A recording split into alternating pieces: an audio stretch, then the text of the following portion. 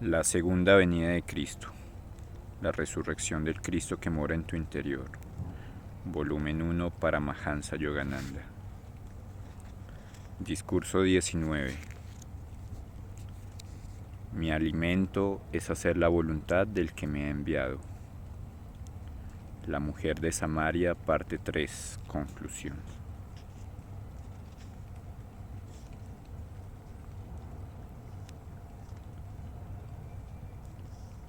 Le dijo la mujer: sé que va a venir el Mesías, el llamado Cristo. Cuando venga, nos lo desvelará todo.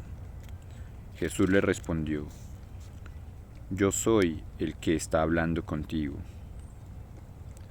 En esto llegaron sus discípulos y se sorprendieron de que hablara con una mujer, pero nadie le preguntó qué quería o qué hablaba con ella. La mujer, dejando su cántaro, corrió al pueblo y dijo a la gente: venid a ver a un hombre que me ha dicho todo lo que he hecho. ¿No será el Cristo?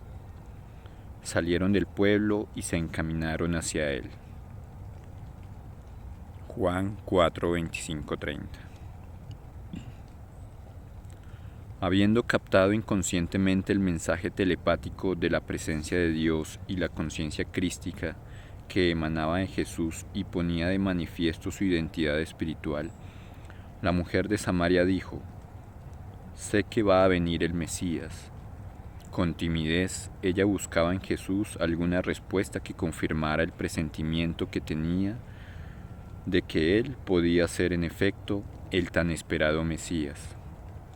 Los grandes santos, libres incluso del más leve deseo de celebridad, con frecuencia mantienen a propósito oculta su santidad la mayor parte del tiempo y revelan su grandeza espiritual únicamente a instancia de la voluntad divina, a fin de cumplir con algún propósito específico relacionado con su misión. Es posible que la plena estatura espiritual de los grandes santos no sea reconocida ni siquiera por quienes mantienen un trato más íntimo con ellos. Fue el deseo de Dios anunciar la gloria de Jesús a través de la mujer de Samaria, quien, habiendo sido sanada espiritualmente por él de sus arraigadas tendencias inmorales, iba a servir como ejemplo para demostrar a los demás el milagro de la curación del alma. La forma más importante de curación consiste en eliminar la ignorancia que eclipsa la naturaleza divina del ser humano. Tal era la bendición de Jesús, que Jesús venía a impartir a todos aquellos que estuviesen en sintonía con el Cristo que moraba en él. Al exponerle a la mujer la verdad acerca de la naturaleza de sí mismo, Jesús fortaleció la tenue luz del entendimiento que titilaba en ella. Su propósito era profundizar en la samaritana la receptividad a la conciencia crística que moraba en él y que era capaz de sanarlo todo. Jesús se reunió a solas con la mujer porque él era atento y considerado.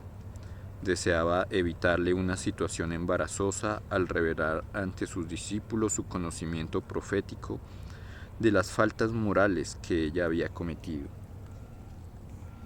Dios ha concedido a cada ser humano la privacidad de sus pensamientos, en la que cada uno puede librar sus batallas interiores, en secreto. En lugar de hacerlo ante la curiosidad y la intromisión ajena, lo cual provocaría el sarcasmo y la censura. Si no existiesen muros invisibles entre nuestros procesos mentales y los de los demás, no tendríamos paz.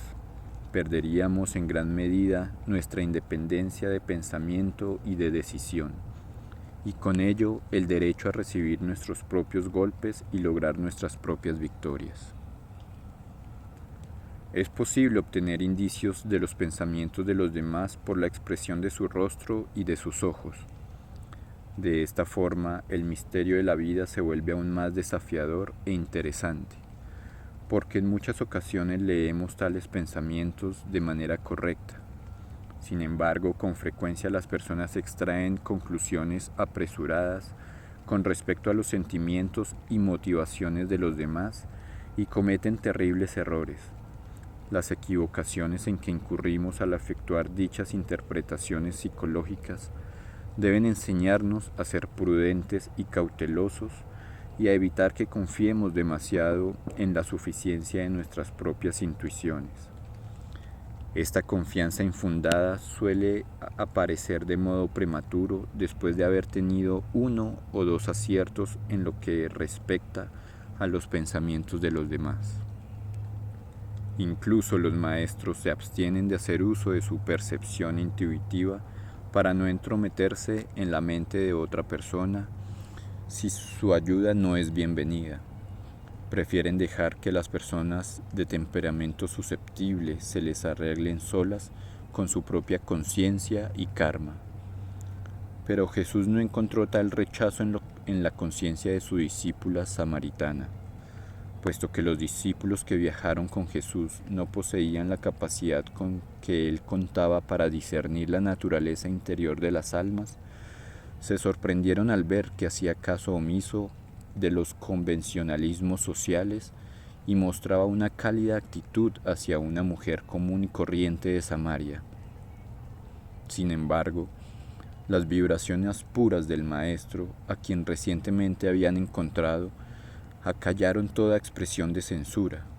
Por eso ninguno de ellos preguntó: ¿por qué hablas con ella?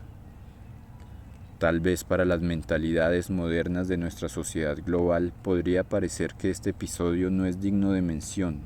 Sin embargo, para las culturas del pasado, que aún persisten en algunas religiones aisladas, esta rígida estructura social se consideraba sumamente importante y era el eje material y psicológico tanto de naciones como de provincias. La casta, cualquiera que sea su modalidad, es un mal que genera divisiones y se arraiga muy profundamente en el ego del hombre.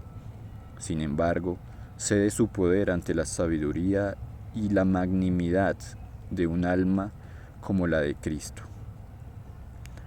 La samaritana se sintió tan embargada por el poder emanado de su encuentro con Jesús que al retornar al pueblo en un estado de gozo divino, habló abiertamente de sus propias faltas morales del pasado y de la maravillosa curación que había obrado Jesús en su alma, y exhortó a sus habitantes a acompañarla para conocerle. Se convirtió así en la primera persona de entre el común del pueblo en actuar como un mensajero público para anunciar a Jesús el Cristo.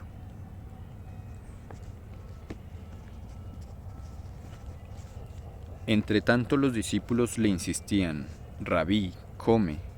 Pero él replicó: «Yo tengo para comer un alimento que vosotros no sabéis». Los discípulos se decían entre sí: ¿le habrá traído alguien de comer? Jesús les dijo: «Mi alimento es hacer la voluntad del que me ha enviado y llevar a cabo su obra». Juan 4:31-34. Cuando la mujer samaritana se marchó para llevar a los habitantes del pueblo hasta donde se hallaba Jesús, sus discípulos le ofrecieron el alimento que habían traído del pueblo. Pero Jesús objetó: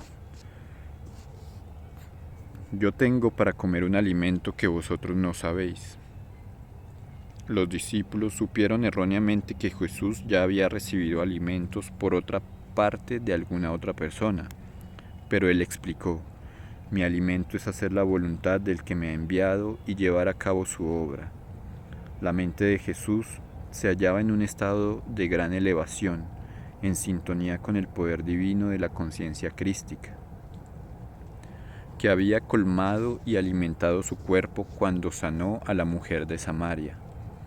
En tales ocasiones, la divina saciedad de un maestro se ríe ante la ilusoria necesidad de alimentar el cuerpo con el insípido y burdo sustento material. Jesús percibía que su vida provenía directamente de Dios, como ya había expresado con anterioridad. No solo de pan vive el hombre, sino de toda palabra que sale de la boca de Dios. Él estaba en todo momento consciente de esa conexión divina, Sabía que él era el alma y que el único alimento que necesitaba para su sustento era la bienaventuranza y la eterna sabiduría de Dios.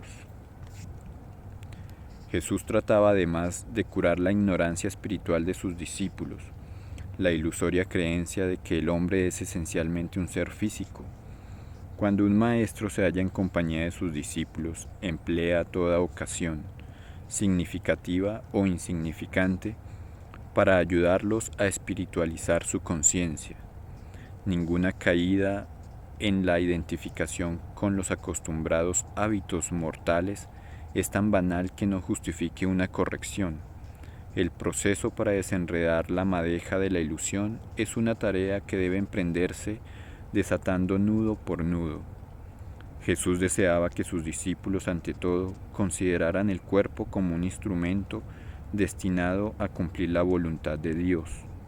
Del mismo modo que Jesús mostraba con su ejemplo que el único propósito de su vida en la tierra consistía en llevar a cabo todas las tareas que Dios le había encomendado. El cuidado del cuerpo ha de constituir una preocupación secundaria, que solo debe requerir la atención necesaria para mantenerlo como un instrumento apto. Los alimentos comunes nutren temporalmente el cuerpo perecedero y le proporcionan un placer transitorio a través del sentido del gusto. Sin embargo, incluso si una persona comiese hasta la saciedad de todos y cada uno de los alimentos que deseara, aún así seguiría sintiendo hambre. El ser humano no puede saciar el hambre del alma mediante la satisfacción de los deseos del cuerpo.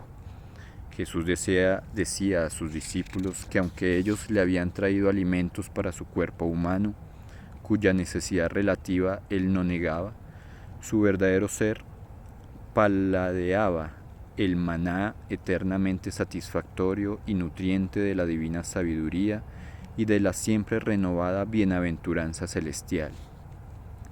Los discípulos habían sido atraídos hacia Jesús con el objeto de aprender a alimentar el alma. Por ello, Jesús les habló del alimento de la sabiduría, que es el sustento supremo.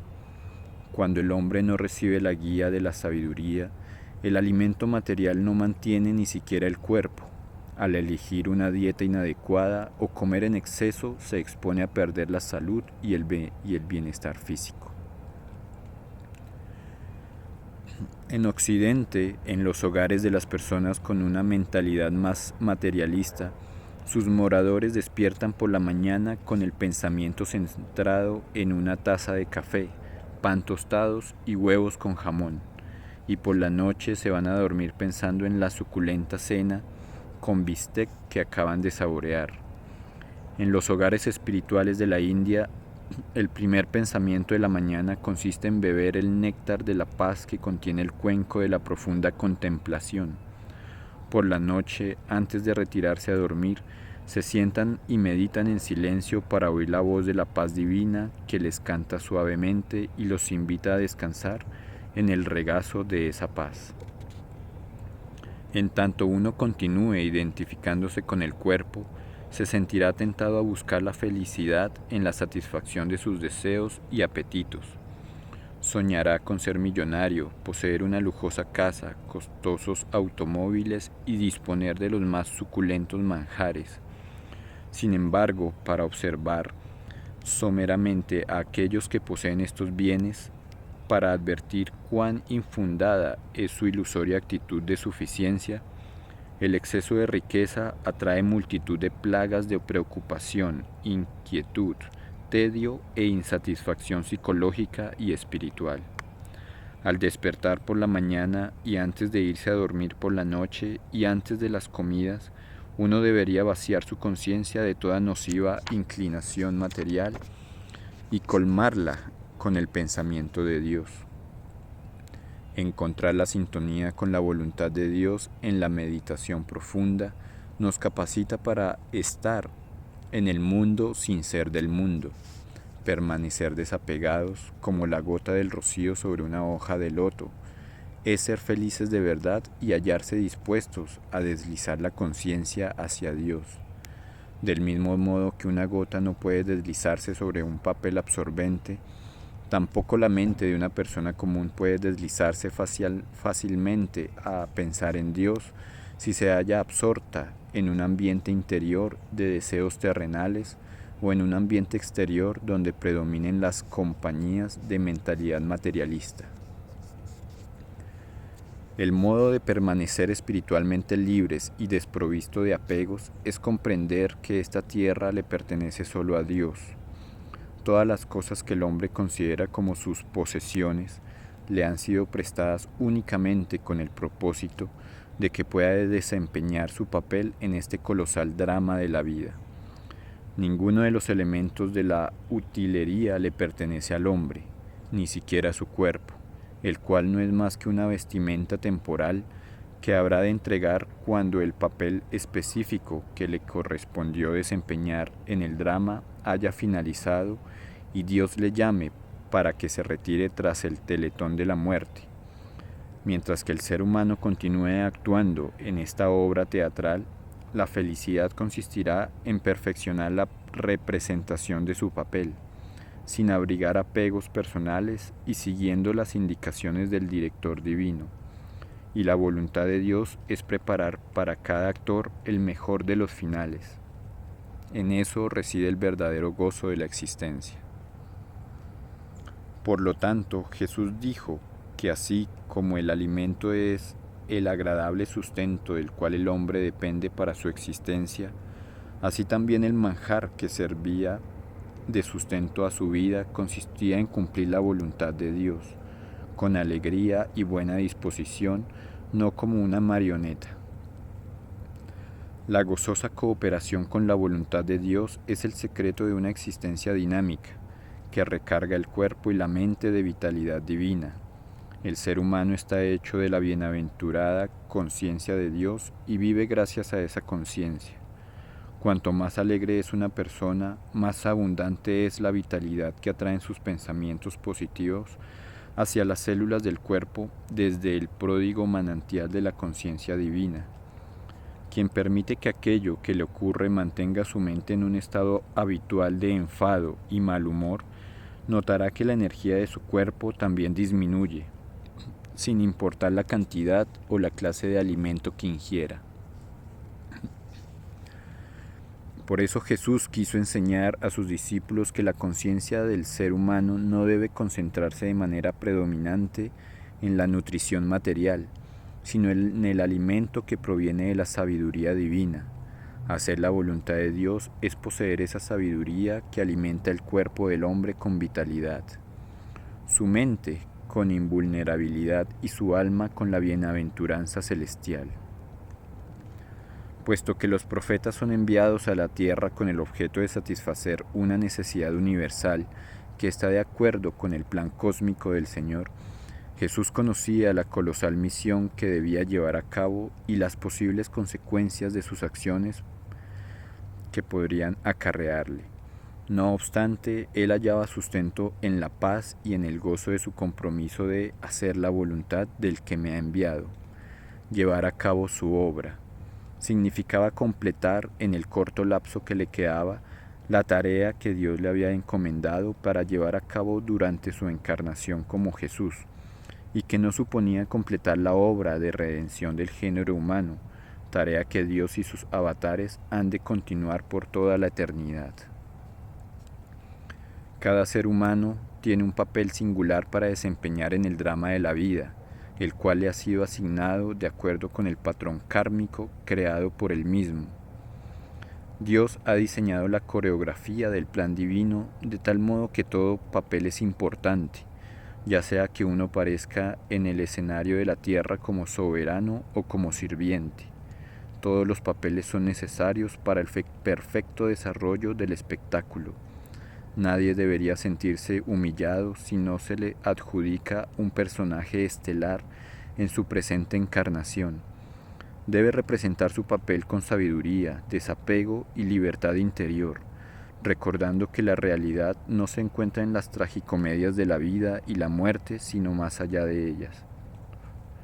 Si alguien se siente descontento con el papel que le ha sido asignado y rechaza las escenas que le son kármicamente necesarias, y en lugar de aquel trata de desempeñar otro papel que esté más acorde con sus deseos, perturba la armonía cósmica y estropea el guión de la superior representación que el amor y las leyes de Dios han escrito para él.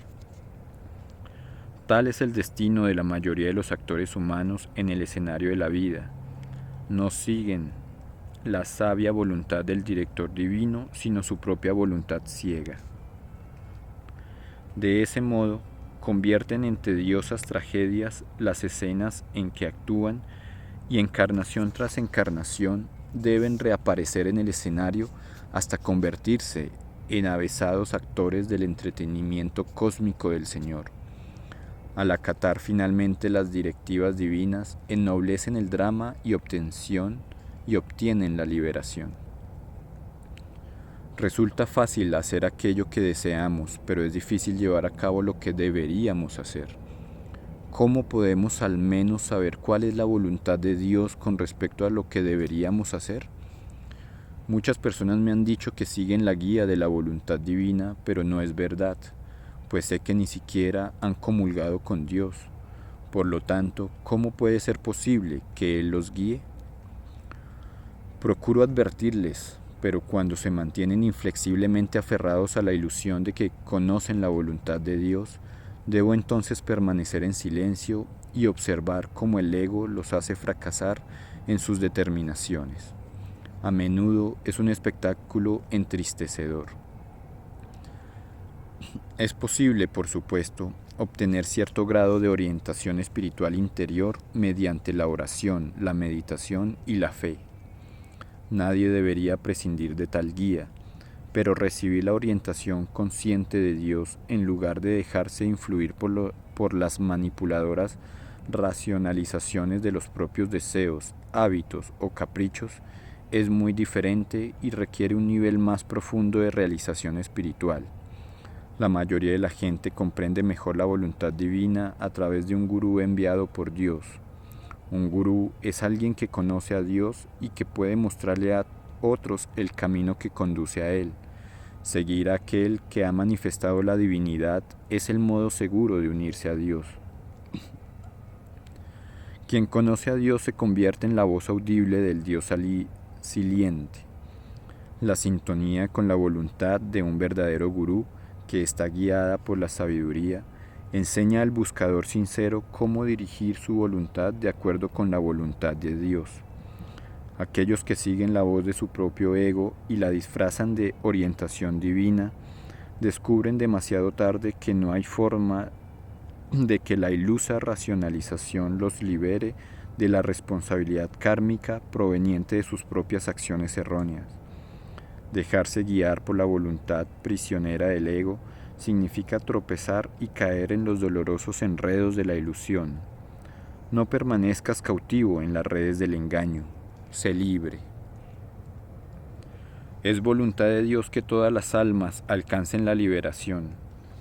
La parte que le corresponde al hombre es cooperar con dicho objetivo, para lo cual debe vivir en armonía con las leyes divinas señaladas por un gurú que haya alcanzado la unión con Dios. El ser humano aprende así el propósito para el que está destinado y comprende que desea Dios que él haga con su vida. Al actuar conforme a este propósito, lleva a cabo la obra de Dios y desempeña así la tarea específica que le corresponde en el escenario de la vida. Con Cristo ingiere el alimento de la sabiduría y se convierte en un instrumento mediante el cual se cumple la voluntad divina. ¿No decís vosotros, 4 meses más y llega la siega? Pues bien, yo os digo, alzad vuestros ojos y ved los campos, que ya están blancos como para la siega. Ya el segador recibe el salario y recoge fruto para la vida eterna, de modo que el sembrador se alegra igual que el segador. Y en esto resulta verdadero el refrán de que uno es el sembrador y otro el segador. Yo os he enviado a segar donde vosotros no os habéis fatigado. otros se fatigaron y vosotros os aprovecháis de su fatiga. Juan 4:35-38. La vida mortal se halla gobernada por la ley del karma. Cosecharás lo que siembres. En este pasaje, sin embargo, Jesús emplea la parábola del sembrador, el segador, el tiempo de la siega y la siega misma para ilustrar que el alma inmortal del hombre, la cual es un reflejo del espíritu trascendente, no se encuentra sujeta a la ley de causa y efecto que rige la creación. A quien se haya identificado con su ficticia naturaleza mortal, la ley kármica le otorga sabiduría y felicidad solo de acuerdo con lo que logre alcanzar por mérito propio. Mas aquel que se encuentra identificado con el espíritu recoge sin restricción alguna la riqueza infinita de la divinidad. Fue así como Jesús esclareció la ley superior de la cosecha divina. En el caso de la siembra común, la tarea es fatigosa y la siega llega alrededor de 4 meses después de la siembra. Pero Jesús afirmó que recoger la abundancia divina no depende de labores tales como la siembra y la espera para obtener finalmente la cosecha espiritual. El alma no necesita adquirir nada. Como hija de Dios, solo precisa recordar lo que ya posee en forma latente, la infinita herencia de sabiduría que proviene del Padre Divino. En cuanto la conciencia del hombre trasciende su identificación con el cuerpo y alcanza la realización del ser, se pone de manifiesto el contacto del alma con Dios y se revela la esencia divina del alma que se hallaba oculta detrás del velo de la ignorancia, incinerado ahora por el abrasador fuego de la sabiduría.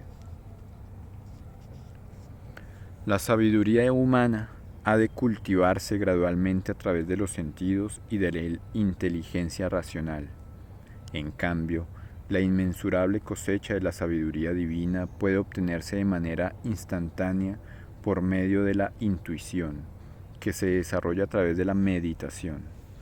Jesús exhortó a sus seguidores con estas palabras: «Alzad vuestros ojos y ved los campos, porque todo cuanto debe hacerse es elevar la conciencia, desde la llanura de las vibraciones materiales hasta centrarla en la cosecha de la sabiduría que siempre pronta a ser recogida. Resplandece en los campos inmaculadamente blancos de la conciencia cósmica. Los ojos físicos ven únicamente la naturaleza material, mas en la meditación profunda, al elevar la mirada y la conciencia para dirigirlas hacia el tercer ojo u ojo de la percepción espiritual, el aspirante contempla en la blanca luz estrellada de la realización del alma la abundante sabiduría y bienaventuranza que constituyen su herencia divina, olvidada por largo tiempo, pero jamás perdida, y que puede recuperarse al instante.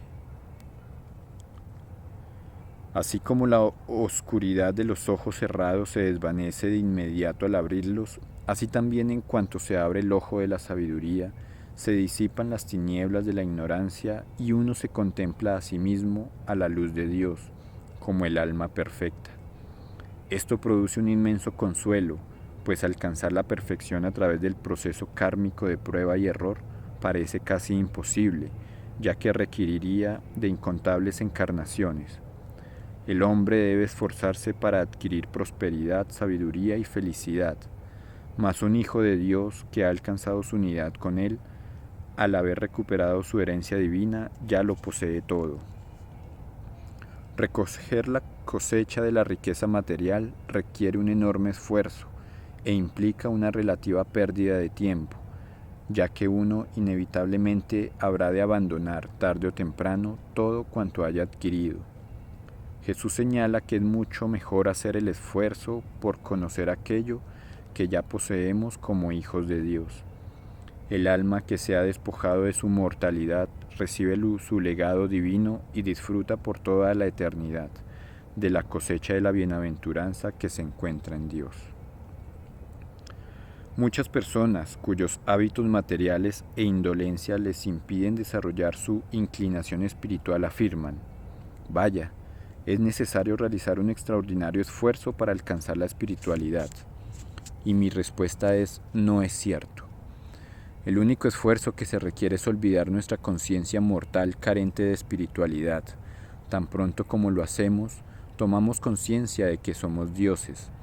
Ya el segador recibe el salario y recoge fruto para vida eterna.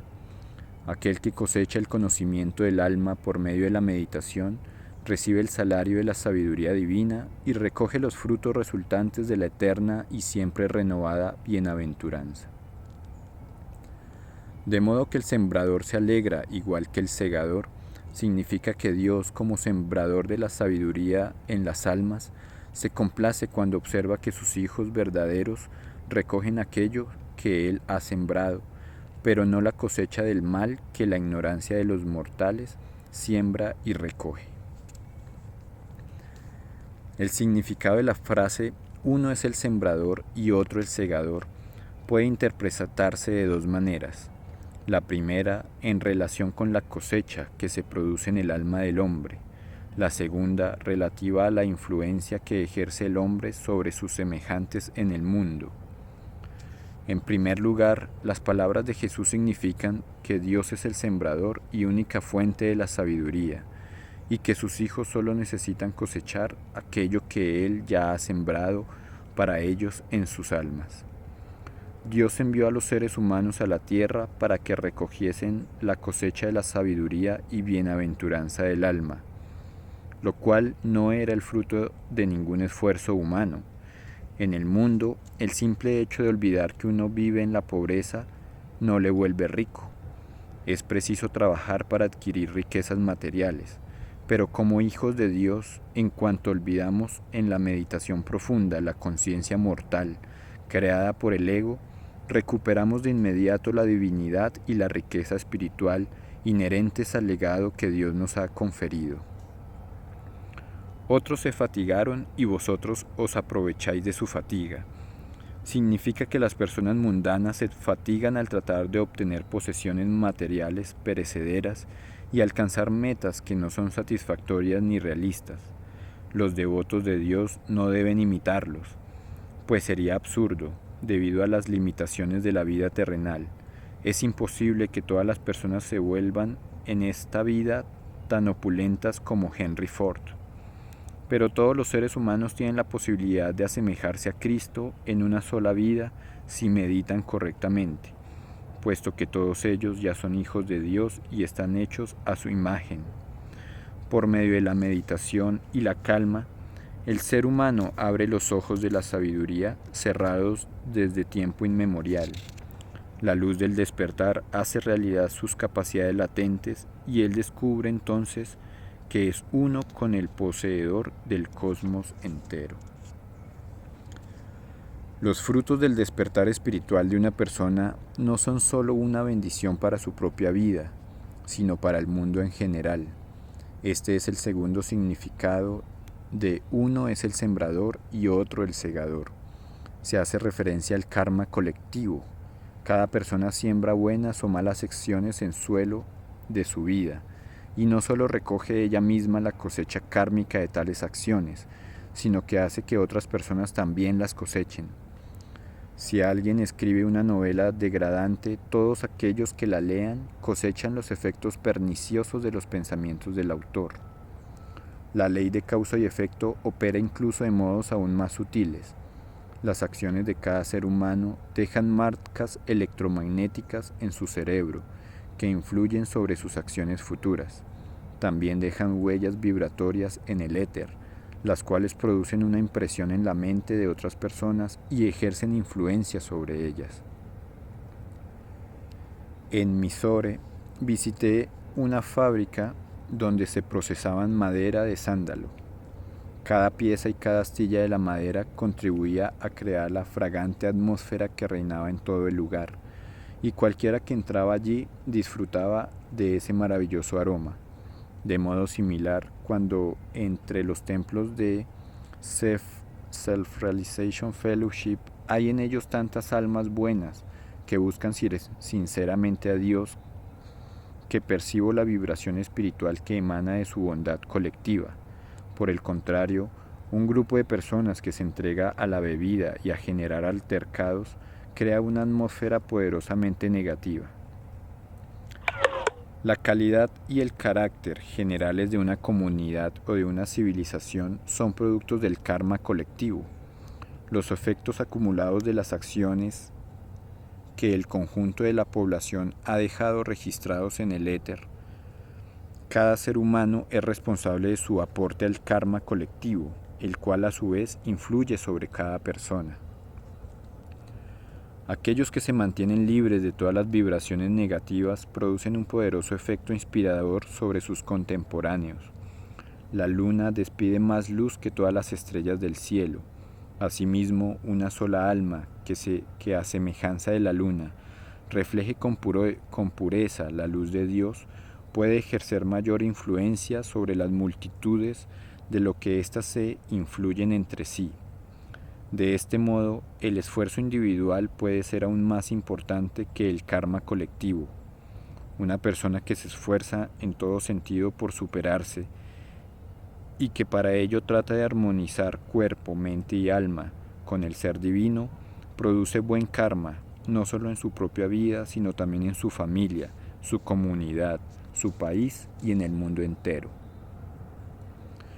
Por consiguiente, no hay justificación alguna para decir, si miles de personas se comportan mal, ¿qué importa si yo también lo hago? No, eso es un error. La bondad de una sola alma puede neutralizar con eficacia el karma colectivo de millones de seres humanos.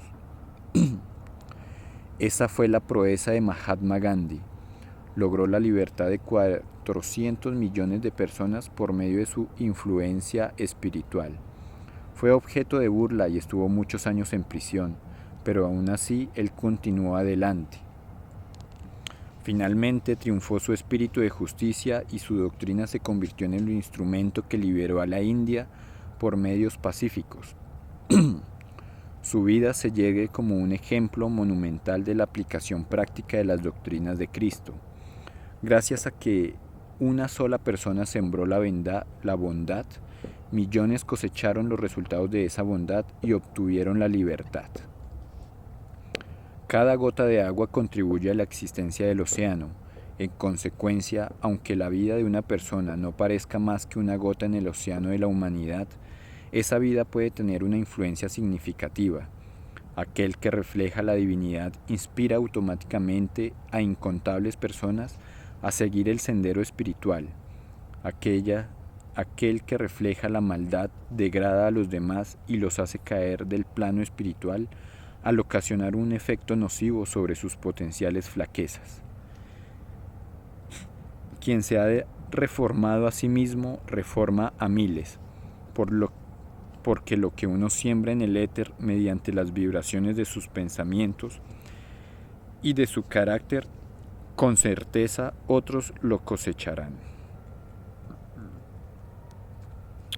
Muchos samaritanos de aquel pueblo creyeron en él por las palabras de la mujer que atestiguaban, me ha dicho todo lo que he hecho. Cuando llegaron a él los samaritanos, le rogaron que se quedara con ellos, y Jesús se quedó allí 2 días. Fueron muchos más los que creyeron por sus palabras y decían a la mujer, ya no creemos por tus palabras, pues nosotros mismos hemos oído y sabemos que este es verdaderamente el Salvador del mundo. Juan 4:39-42. Muchos samaritanos se sintieron impulsados a creer en Jesús debido al testimonio de la mujer a quien él había curado espiritualmente. Los testimonios verídicos acerca de las cualidades de un maestro procedentes de estudiantes que han experimentado beneficios permiten que éste sea conocido por otras personas y pueda entonces servirles mediante el poder de su sabiduría. El uso de la propaganda y de la publicidad para difundir enseñanzas espirituales es deplorable si se encuentra manchado por el interés comercial o por los motivos egoístas de aquellos instructores que fingen poseer capacidad para impartir sabiduría a los demás, pero que jamás han practicado los elevados principios que predican. Promover sin ningún miramiento la charlatanería del curanderismo espiritual resulta despreciable. En cambio, emplear los medios disponibles para atraer la atención de la gente hacia una enseñanza espiritual útil y beneficiosa es realmente loable. El principal medio de publicidad con que se contaba en la época de Jesús consistía en difundir las noticias de boca en boca. Incluso las flores se anunciaban por medio de su fragancia e invitan a la gente a acercarse y a sumergirse en la fuente de la dulzura. De manera similar, a través del aroma de su santidad, los genuinos maestros espirituales atraen hacia las enseñanzas divinas a las almas anhelantes. Ellos dan a conocer el valor de sus servicios, sobre todo a través de su ejemplo personal y no mediante elocuentes promesas o consejos dispensados simplemente. Jesús atraía a las multitudes mediante la demostración de sus poderes divinos, que no exhibía de manera ostentosa, sino con el propósito de ayudar a quienes se encontraban espiritual, mental y físicamente enfermos. También atraía a la gente mediante la fragancia del amor y el magnetismo divinos que impregnaban su alma de loto. Esa es la mejor publicidad. Cuando unas cuantas personas perciben el aroma de una flor y luego lo describen a quienes aún no han descubierto su dulzura, estos pueden entonces buscar esa belleza y disfrutarla por sí mismos. Una persona espiritual que permaneciese en el anonimato, disfrutando de Dios en soledad, sería como una fragante flor que nace para abrirse y morir sin ser vista. Las almas realmente avanzadas, por mucho que aman la soledad, jamás incurren en el egoísmo de dejar de servir a los demás con el solaz de la sabiduría que han adquirido. Los grandes santos que experimentan el gozo embriagador del contacto con Dios desean compartir ese gozo y emplear sus poderes curativos espirituales para el beneficio de los buscadores que lo merecen. Este proceder cumple una doble función. Quienes lo necesitan son sanados y cuando sienten que han sido curados, divulgan con la sinceridad que proviene de su experiencia personal la capacidad de su maestro para servir y aliviar a los demás, a fin de que otros también puedan beneficiarse.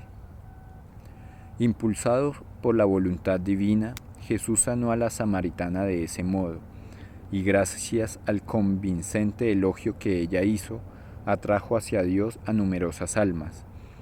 Muchos samaritanos de aquel pueblo creyeron en él por las palabras de la mujer. Cuando llegaron a él, los samaritanos le rogaron que se quedara con ellos y Jesús se quedó allí 2 días. Muchas personas se sienten atraídas hacia un maestro gracias al testimonio de aquellos seguidores que se han beneficiado, pero otros poseen una aguda percepción que les permite reconocer a dicho maestro y creer en él porque se sintonizan con las vibraciones espirituales que de él emanan.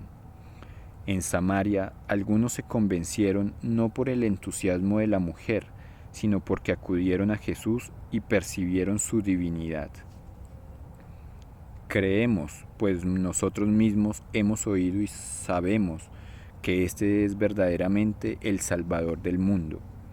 Una vez que han conocido a un maestro o han sido iniciados en un sendero, los buscadores sinceros deben satisfacer totalmente su corazón mediante la sintonía con el maestro y la aplicación de sus enseñanzas.